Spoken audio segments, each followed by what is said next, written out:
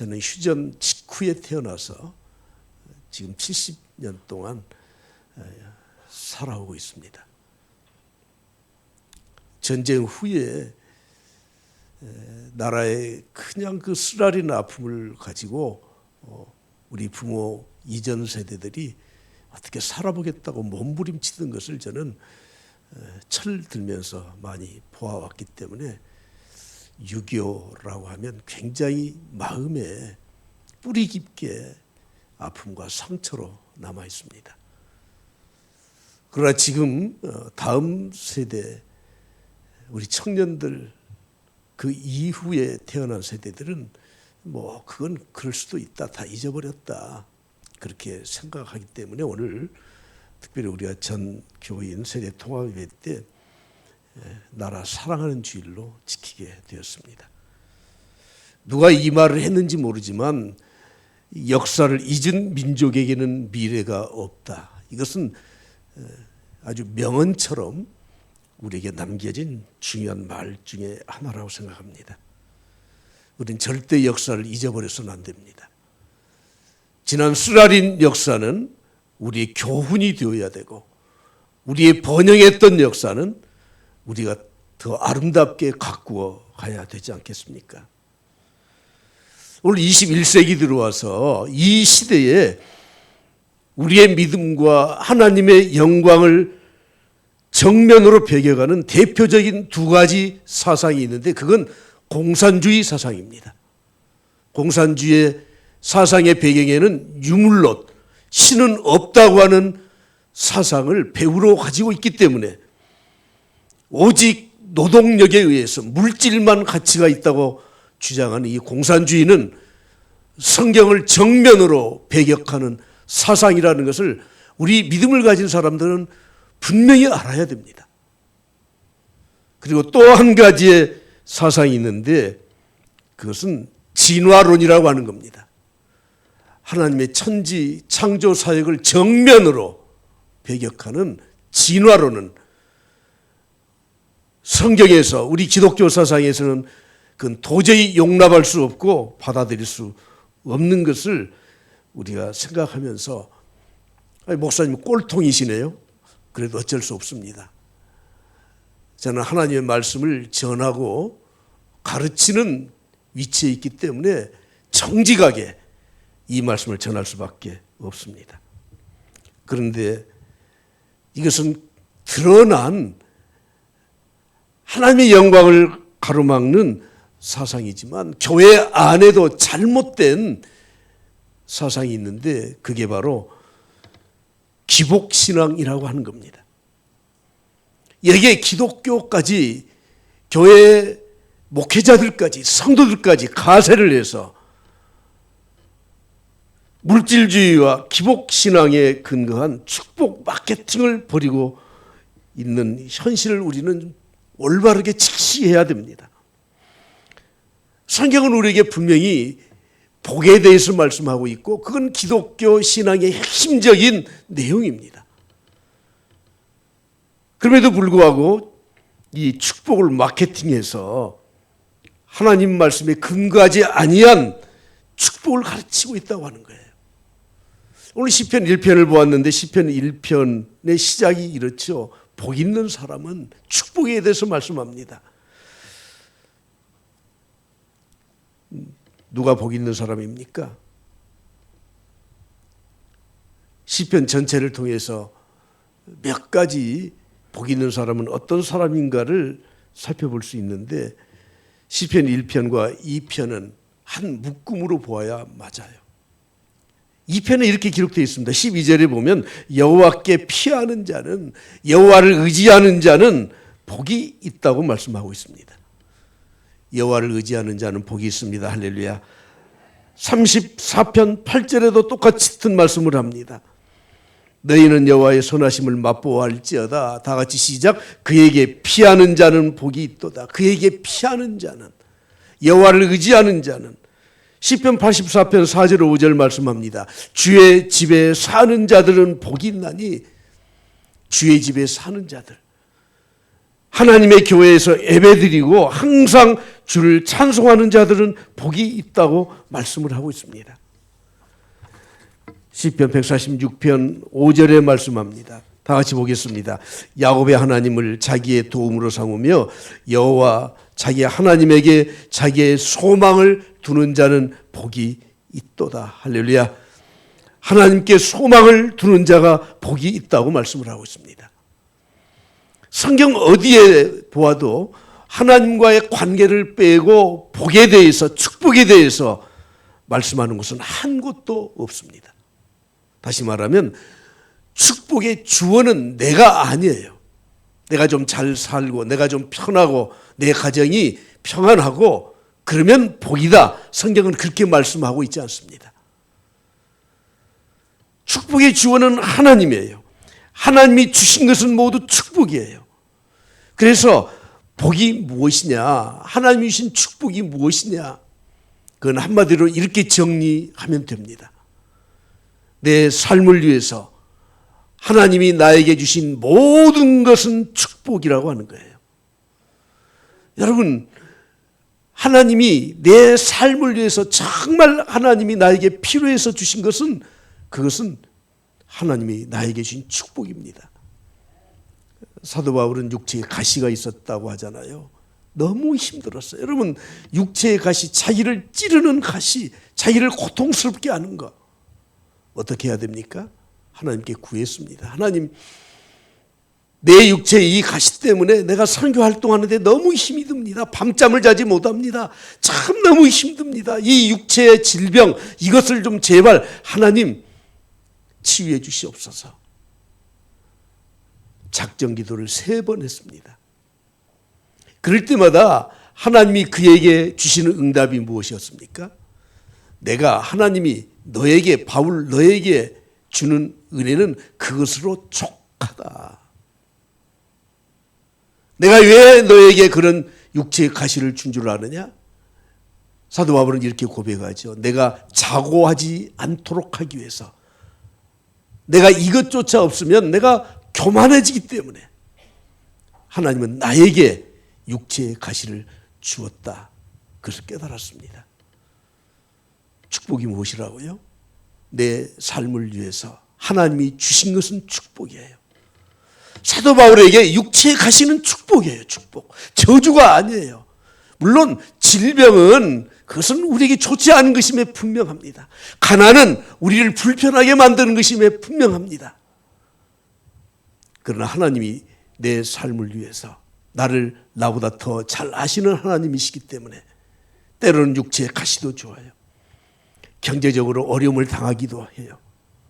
세상을 살면서 정말 내가 이런 핸디캡을 가지고 살면 안 될 만한 그런 이 불편한 것들을 때로는 주셔요. 그런데 그것이 하나님이 주셨다 하는 것을 알게 되면 그것이 축복이라고 하는 거예요. 우리가 이런 찬송 부르지 않습니까? 주와 함께라면 가난해도 좋아 참된 부요함이 내 마음에 가득하니까. 이 찬송 부르면서도 아유, 가난 싫어요, 가난. 주와 함께라면 병들어도 좋아 참된 강건함이 내 맘에 가득하니까. 이봐, 하면 안 하는 거 보세요. 축복이 뭐라고요? 내 삶을 위해서 나를 나보다 더 잘 아시는 하나님이 때로는 가난도 주시고 육체의 질병도 주시고 힘들게 살게 하는 그 모든 것까지 다 깨달으면 하나님의 축복이에요. 그래서 축복의 주어는 하나님이 되어야 돼요. 제가 지금 굉장히 불안합니다. 왜 불안한 줄 아세요? 뭔가 지금 느낌이 헬당 내려가면 어떡하지? 찬송 부를 때 내가 내려가서 뭘 먹고 와야 될 건지 고민을 엄청 했어요. 그 짧은 순간에 불안해요. 그래, 될 대로 되라. 여러분, 축복이 잘 되는 것만 축복이 아니라는 거예요. 이걸 깨닫지 못하면 신앙생활이 재미가 없어요. 죄송하지만 기쁨이 없어요. 하나님의 주어가 아닌 축복은 모두가 다 가짜 축복이에요. 제 친구 목사님이 이 목사 개척했는데 제가 부흥회 한번 갈게. 그래서 제가 거절을 했습니다. 왜냐하면 그 친구는 우리 교단의 부흥 강사인데 별미 축복을 해준다 그러더라고. 그래서 제가 오지 마라 그랬어요. 기독교 점쟁이 무당들이 판을 치면 안 되는 거예요. 참 기독운동이 사라진 것은 참 이건 좋지 않은 것이지만, 그러나 잘못된 기복신앙과 은사주의에 의한 기독운동이 없어진 것은 오히려 저는 다행이라고 생각합니다. 사랑하는 성도 여러분, 복 있는 사람이 누구입니까? 하나님 안에 사는 사람이에요. 하나님은 우리에게 축복을 약속하셨습니다. 오늘 1절 말씀을 다 같이 보시죠. 복 있는 사람은 악인들의 꾀를 따르지 아니하며 죄인들의 길에 서지 아니하며 오만한 자들의 자리에 앉지 아니하고 오직 여호와의 율법을 즐거워하여 그 율법을 주야로 묵상하는 자로다. 그러므로 오늘 우리가 자녀들과 함께 예배를 드리면서 우리가 자녀들에게 신앙을 물려주고 신앙을 교육하는 핵심이 무엇이냐면 우리 자녀들에게 축복을 가르쳐야 돼요. 우리 자녀들에게 하나님의 축복이 있다는 것을 가르쳐야 돼요.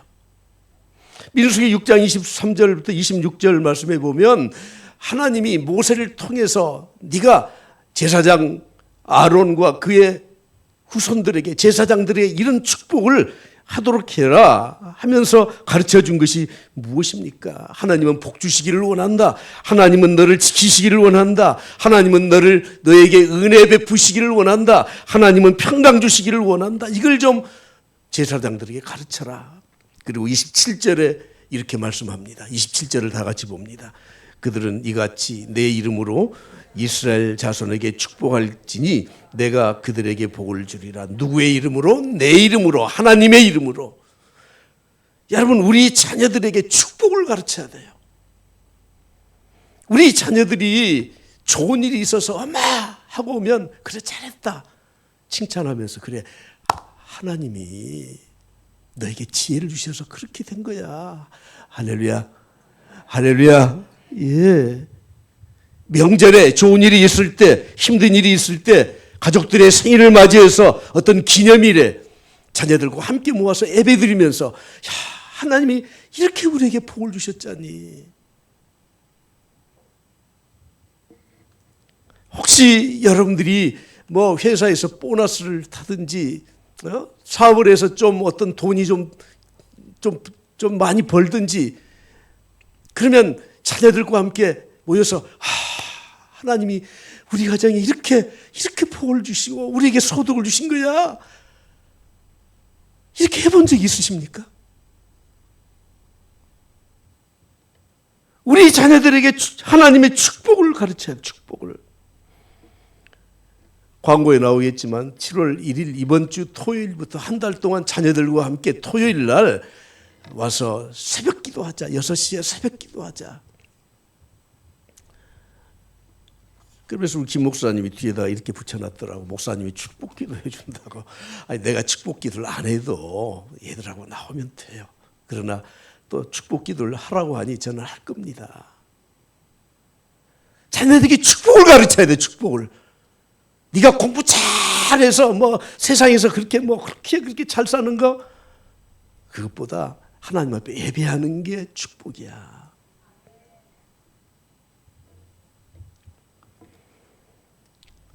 혹시 여러분들의 직장에 자녀들을 초청해서 자신들이 일하는 것을 보여준 적이 있으십니까? 굉장히 좋은 교육이라 그러더라고. 엄마 아빠가 일하는 그 일터에서 작업복 입고 좀 말단 직원으로 있더라도 뭐 구태 무슨 프로그램이 아니더라도 잠깐 들리기 위해서 땀 흘리고 일하는 그 작업의 현장을 보여주는 게 자녀들에게 정말 좋은 교육의 현장이라 그러더라고요. 유흥업소 운영하면서 밤 10시, 12시에 애들 오라 그래서 보여줄 수는 없잖아. 그렇죠? 자랑스러운 직업 아니잖아요. 그러나 내가 작업복을 입고 일을 해도 그 일터가 하나님이 주신 기업이라고 생각하면 자녀들에게 부모가 하고 있는 일을 보여주면 아이들이 깨닫는다는 거예요. 우리 엄마가 그냥 나를 키우는 것이 아니구나. 모처럼 그래 잠깐 내 직장에 좀 회사에 아빠 회사에 잠깐 들려. 여러분 무슨 뭐 일부러 계획 세울 필요 없어요. 그래 들리면 이 사장이 지나가다가 김씨 젊은 사장이 자기 아버지한테 나이 많은 아버지한테 김씨 그렇게 하는 것도 보여주라는 거죠. 집에 가서 말을 해야죠. 그래 그 사장님이 참 평소는 그렇지 않는데 일에 대해서는 명확한 사람이라 내한테 그렇게 조금 함부로 하는 거 봤지. 그거 별거 아니야. 사랑하는 성도 여러분, 우리의 삶의 모든 것은 하나님이 주신 축복이라는 것을 자녀들에게 가르치라고 하는 거예요. 새벽기도 다녀와서 자녀들에게 말을 하십시오. 내가 오늘 너를 위해서 오늘 하나님이 감동을 주셔서 더 많이 기도했단다.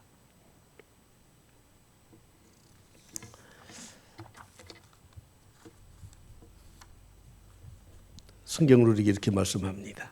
우리 성도들을 향해서 너는 복 있는 자다. 너는 행복한 자다. 할렐루야. 사람들은 모두 다 질그릇과 같아요. 질그릇은 깨어져요. 관리 잘못하면 그냥 부서져요. 그런데 그 안에 무엇이 있다고요? 보배가 있어요. 보배가. 고린도서 4장 7절에 말씀하죠. 우리가 이 보배를 질그릇에 가졌으니 이 보배가 무엇입니까? 예수 그리스도 복음. 네? 그것을 내 몸에 이 질그릇에 가졌다는 거예요. 그래서 나는 그 질그릇에 담긴 이 복음의 능력으로 능력을 나타내고 하나님의 능력으로 세상을 살아가는 겁니다. 여러분, 그러므로 여러분들이 사람 겉모습만 보고 그 사람의 질그릇만 보면 안 돼요. 그 안에 담겨진 하나님의 능력, 보배, 그리스도의 이 복음의 권세를 볼 수 있어야 되는 것입니다. 그러므로 여러분들의 자녀들이 혹시 아직 철이 덜 들어서 또 열심히 공부를 하지 않아도 또 가지고 태어난 이 IQ가 좀 평균 그 이하일지라도 그 안에 담겨진 이 복을 볼 줄 알아야 돼요. 하나님의 축복의 자녀라는 것을 볼 수 있어야 돼요. 그래서 우리는 우리 자녀들에게 축복을 가르쳐야 됩니다. 너는 복덩이야. 참 너를 우리 가정에 태어나게 하신 것이 하나님의 가장 큰 축복이야. 네가 없었으면 내가 어떻게 할 뻔했니? 한 20여 년 전에 저의 손친이 저희 집에 몇 달 계셨거든요. 돌아가시기 전에 치매도 오시고 활동을 거의 못 하셨어요. 가끔 이제 이 앞에 저 교회 저 앞에 그 벤치에 나와서 이렇게 앉아 있으면 우리 교인들이 장로님 가서 이제 물어봐. 임동훈 목사가 누구예요? 저한테 전해주더라고. 그래서 제가 저를 좋게 말을 해서 안 잊어버려요.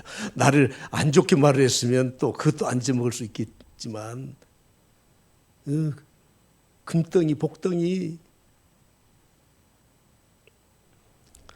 여러분 우리 성도들이 우리 자녀들에게 딱 한 가지만 신앙의 교육을 물려줄 수 있다면 그것은 하나님의 축복을 가르쳐주면 되는 거예요.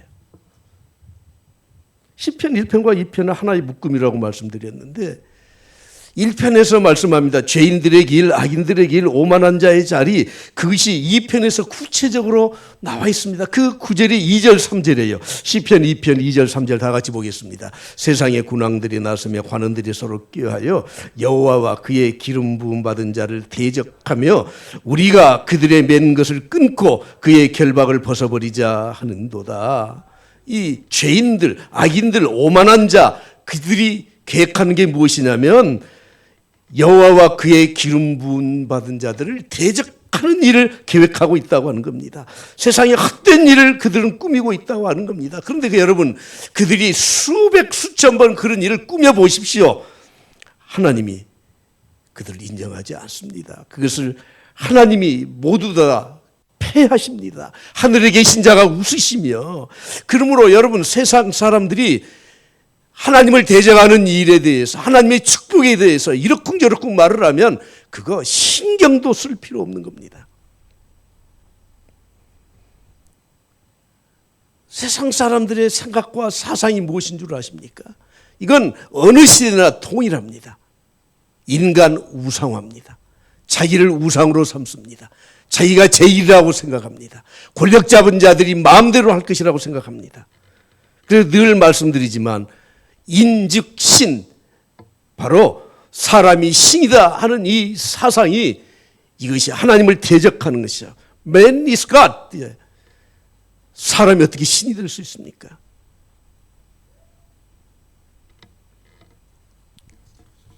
오늘 성경은 우리에게 말씀합니다. 복 있는 사람들은 형통한 삶을 살아간다. 여러분, 형통이라는 게 무엇이죠? 막힘이 없는 거예요. 거리낌이 없는 겁니다. 잘 되는 겁니다. 그러나 성경은 악인들도 우선 형통하게 보이는 삶을 산다고 말씀하고 있습니다. 그러면서 우리에게 주시는 말씀이 무엇입니까? 너는 악인의 형통함을 부러워하지 말라. 세상 사람들이 형통하게 사는 거 부러워하지 말라. 죄악 가운데 살면서도 잘 된 것처럼 보이는 것 부러워하지 말라는 것입니다. 오늘 본문 1장 5절에서 말씀하고 있죠. 악인들은 심판을 견디지 못한다. 죄인들이 악인들의 모임에 들지 못할 것이라고 말씀하고 있습니다. 시편 2편 4절에서는 말씀합니다. 하늘에 계신 이가 하나님이 그들을 보시고 웃으신다는 거예요. 비웃으시고 계시다고 하는 것입니다.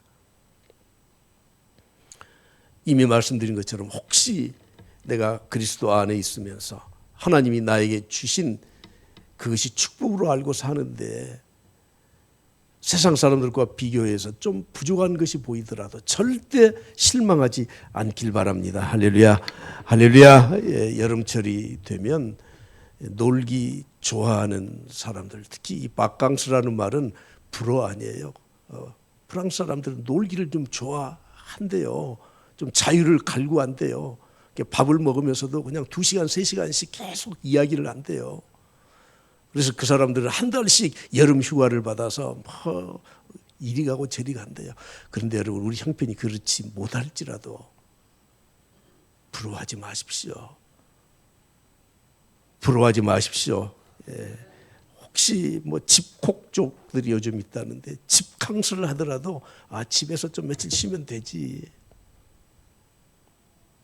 성경은 우리에게 이렇게 말씀합니다. 악인들의 길에서 떠나라. 악인들의 길에서 떠나라. 할렐루야. 복 있는 사람은 악인들의 꾀를 따르지 아니하고 죄인들의 길에 서지 아니하고 오만한 자들의 자리에 앉지 아니한다고 하는 것입니다. 여기서 복 있는 사람이라는 말의 뜻은 어떤 뜻이냐면 최고의 축복을 누린다는 그런 뜻이에요. 엄청난 행복과 함께 살아간다는 것입니다. 최고의 행복의 자리에서 살아간다는 것입니다. 여러분, 하나님 아는 것이, 예수 그리스도를 믿는 것이 최고의 축복이고 최고의 행복인 줄 믿습니다. 할렐루야.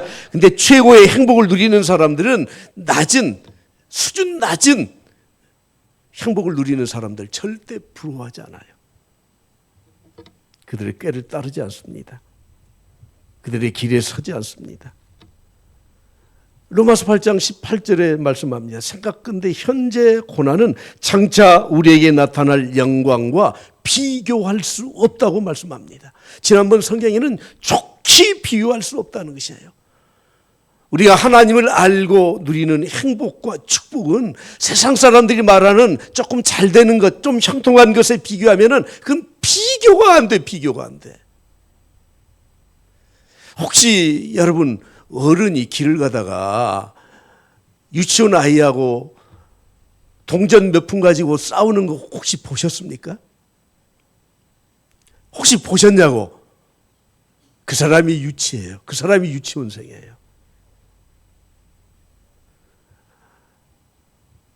어른이라면, 정말 이 인격을 갖춘 어른이라면 혹시 그 아이들이 이런저런 시비를 걸거나 뭐 좀 이야기를 하면은 어떻게 해요? 달래야죠. 달래도 들지 않으면 뭐 어떻게 해야 돼요? 좀 나무래야 되죠. 그래도 안 들으면 그냥 그래, 네 엄마한테 가라 하고 말아야지.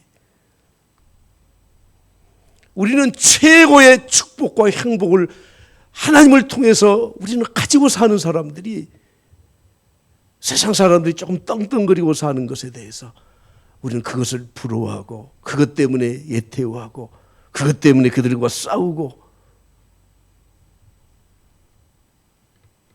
그것은 복 있는 자의 삶이 아니라고 하는 것입니다. 창세기 39장 2절을 보겠습니다. 다 같이 보겠습니다. 시작. 여호와께서 요셉과 함께 하심으로 그가 형통한 자가 되어 그의 주인 애굽 사람의 집에 있으니. 우리는 우리 자녀들에게 이것만은 꼭 가르쳐야 될 것입니다. 요셉이 애굽의 종으로 팔려갔습니다. 형통한 겁니까? 예, 고통스러운 거예요. 그런데 성경은 이렇게 말씀하죠. 여호와께서 요셉과 함께 하심으로, 여호와께서 요셉과 함께 하시는 것이 형통이에요. 예. 종으로 팔려가든 뭐 그 다음에 뭐 총리가 되었으니까 그건 우리는 그때 알 수도 없잖아요. 여호와께서 함께 하심으로 형통한 겁니다. 요나가 니느웨로 가라는 하나님의 말씀을 저버리고 요빠 항구로 갔더니 마침 타시스로 가는 배가 있어. 요나는 이렇게 생각했어요. 내가 형통하구나. 형통한 겁니까? 우리가 하나님이 주신 이런 축복을 형통함으로 누리기 위해서 마지막 하나님의 율법을 묵상해라는 것입니다. 3절 말씀 다 같이 봅니다. 그가 시냇가에 심은 나무가 철을 따라 열매를 맺으며 그 잎사귀가 마르지 않음 같으니 그가 하는 모든 일이 다 형통하리로다. 하나님의 말씀을 묵상하면 시냇가에 심은 나무처럼 가뭄이 들든지 세상 풍파가 어떻게 오든지 항상 뿌리를 하나님의 말씀에 두고 있기 때문에 형통한 삶을 살아갈 것이라고 말씀하고 있습니다. 오늘 저는 성도들에게 자주 말씀드리는 것처럼 이런 인사를 할 때 여러분들이 좀 소망 있는 대답을 할 수 있길 바랍니다. 집사님 요즘 사업이 어때요? 그러면 지금 잘 안 되는 거 알잖아요. 꼭 대답이 이렇게 오더라고. 아이고 세상이 다 그런데요. 요즘 다 힘들어요. 그런 인사 여러분들이 할 수 있지만 이걸 좀 바꾸셨으면 좋겠어. 아이고 하나님이 함께 하시니 잘 될 겁니다. 할렐루야. 예, 다른 경쟁업자들은 좀 부족해도 하나님이 도와주셔서 그래도 지금 저는 괜찮습니다. 염려 마십시오. 기도해 주십시오. 할렐루야. 여러분 세상의 풍조가 우리의 삶을 좌지우지하는 게 아니에요. 하나님은 여호수아에게 형통한 길을 가르쳐 주셨습니다. 여호수아 1장 8절에 이 율법책을 내 입에서 떠나지 말게 하면, 입에서 떠나지 말아야 돼. 내 입에서 하나님의 율법의 말씀, 하나님의 말씀이 내 입에서 나와야 되는 거예요. 한숨 쉬고 힘들고 어렵고 다 세상은 그런데요. 그런 말 하지 말고 하나님이 주신 말씀 내 입에서 떠나지 않도록 해야 돼요. 주야로 그것을 묵상하라는 것입니다. 그걸 지켜 행하라고 말씀을 하고 있습니다. 그렇게 되면 어떻게 돼요? 내 길이 평탄하게 될 것이며 내가 형통할 것이라고 말씀을 하고 있습니다. 그러므로 여러분 세상의 지식보다는 하나님을 아는 지식, 다시 말해서 신지식, 새로운 지식이 아니라 하나님을 아는 지식이 우리에게 있어야 되는 거예요. 이번 교육자 수련회 때 부산의 초량교회를 저희들이 다녀왔습니다. 초량교회는 한강 이남에서 세워진 최초의 교회라고 하죠. 1892년에 세워진 141년이 된 그런 교회입니다. 131년, 죄송합니다. 131주년이 된 교회입니다. 3대 담임 목사님 주기철 목사님이 그 교회를 담임했는데 순교당했죠. 신사참배 거부 운동을 그 교회에서 했습니다. 6.25 때는 피난민들과 함께 구국 기도회를 이승만 대통령을 모시고 했던 교회입니다. 초량교회 옆으로 길이 있더라고요. 그리고 그 길 너머에는 장기려 박사, 장기려 장로님의 기념관이 있습니다. 저는 평소에 장기려 박사를 항상 생각하면서 살고 있습니다. 84세의 세상을 떠날 때까지 일사후퇴 때 그가 월남을 하면서 사모님과 헤어질 수밖에 없었어요. 같이 오다가 헤어져 버렸어. 그래서 사모님은 북한에서 돌아가시고 장기려 박사는 남한에서 혼자 사셨습니다. 경성의대를 졸업했잖아요. 백인재 박사 혹시 아세요? 인제대학교에 백병원 세운 그 수제자예요. 그의 고향에서 의사 활동을 하면서 김일성 대학에 교수로 초청을 받았는데 안 갔어요. 김일성의 주치의도 잠깐 했었다고 해요. 6.25 때 월남을 하셨습니다. 그리고 부산의 피난민들과 함께 바로 초량교회 옆에 그 지역에서 비용원을 개원해서 지금 고신대학교 의과대학 비용원을 그가 설립하고 세상을 떠나셨습니다. 한국의 슈바이처라고 불리고 있습니다. 그가 뇌졸중에 걸려서 마지막 그가 병상에 있으면서 떨리는 손으로 환자들을 마지막까지 치료했고 병원에서 마련해 준 옥탑방 20평 되지 않은 그 옥탑방에서 평생을 사신 분이에요. 어제 제가 1시간 동안 산책하면서 이 장기려 박사를 다시 한번 생각을 했었습니다. 도와주는 간병인 그 남자 집사님이신 것 같아. 그분을 불러다가 통장 가져오라 그랬대요. 그래서 와, 그래도 우리 박사님이 통장에 돈이 많이 있겠구나 그랬더니 다 계산해 보니까 1,400만 원, 1,500만 원이 있더라는 거예요. 1,500만 원. 1995년 세상 떠날 때 1,500만 원. 의사생활 60년 하면서 1,500만 원 남았어요. 이렇게 말씀하시더래요. 그거 은행에서 찾아다가 나 간병해 준 저 간병인에게 다 주시오. 그리고 세상 떠나셨습니다. 여러분 형통한 삶입니까? 세상의 고통 중에서 그렇게 살다 가신 분이십니까? 우리 그리스도인들의 삶은 달라야 돼요. 여러분 세상의 물질이 번영이 축복이라고 생각하지 마십시오. 그건 있으면 또 하나님 위해서 쓰는 것이고 사람들 위해서 쓰는 것이고 하나님이 나와 함께하는 것이 축복이고 내 인생에 필요한 것을 하나님이 주신 것이라면 그것은 모두가 다 축복이고 형통한 삶인 줄 믿습니다.